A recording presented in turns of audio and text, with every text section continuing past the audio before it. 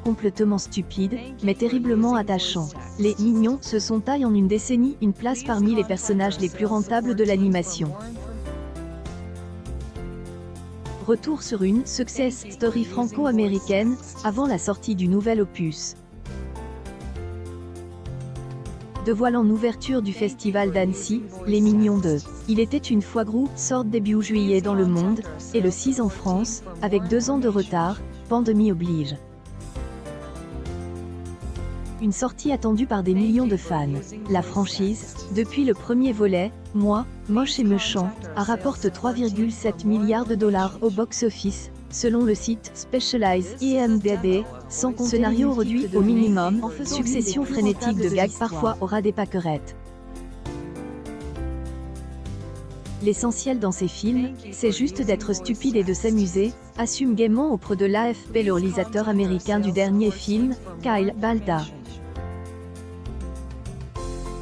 Sale gosse en forme de gélule, au corps jaune habillé d'une salopette, les Mignons n'étaient à l'origine que des personnages secondaires, mais on vole la vedette à Gru, l'anti-héros de Moi, moche et méchant. Dès 2015, ils sont au cœur d'un premier spin-off, Les Mignons. Pari risque, faire tenir un film entier sur des personnages s'exprimant dans un mélange inventé et sans queniteuté de langue latine et asiatique. Mais gagne 1 milliard de dollars de recettes au box-office. Bien sûr, ils parlent. Mais personne ne comprend ce qu'ils disent. S'amuse Kyle Balda, qui aime s'inspirer de classiques comme Charlie Chaplin ou Jacques Tati. Faire rire sans dépendre des dialogues, pour un réalisateur d'animation, c'est comme l'ascension de l'Everest, relève-t-il. Dans l'esprit, burlesque et anarchique, le succès des Mignons peut être comparé à celui des lapins Crétins dans le jeu vidéo, attachant et stupides aussi, signale Gerson Bolu, auteur d'ouvrages sur l'animation qui collabore à la revue spécialisée Animascope. Flower Power, le nouvel opus, ne change pas une formule qui a fait ses preuves, au risque de la répétition. Le film remonte aux débuts de Gru, ce méchant rat. Entour d'une armée de mignons, l'ado espère intégrer un groupe de super-vilains, les Vicious 6.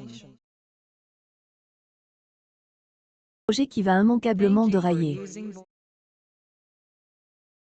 Seul le décor change, une plongée dans le San Francisco du Flower Power et des années 1970, avec une initiation aux arts martiaux et reprise de tubes, dont une version mignon des Stones. Universal, qui détient avec les Mignons l'une des rares marques susceptibles de faire face aux autres genres de l'animation, a attendu à cause de la pandémie 2 ans pour sortir ce nouvel opus d'une saga toujours produite des 2 côtes de l'Atlantique. Franck et Pierre Coffin, papa des Mignons, est probablement seul être humain à maîtriser leur langue, n'est plus co-réalisateur, il veille encore de près sur sa création, et enregistre toujours toutes les voix des Mignons. Et c'est dans les bureaux parisiens des studios Tricolore McBuff que prennent vie les Mignons, à l'image soignée, mais quelque peu standardisée. Côté Hollywood, les Mignons sont produits par l'américain Christopher Meledandri, à la tête du studio Illumination. Bien moins connu du grand public que Pixar et DreamWorks, ce dernier a toujours voulu concurrencer ces studios qui ont révolutionné l'animation, analyse Gerson Bolu.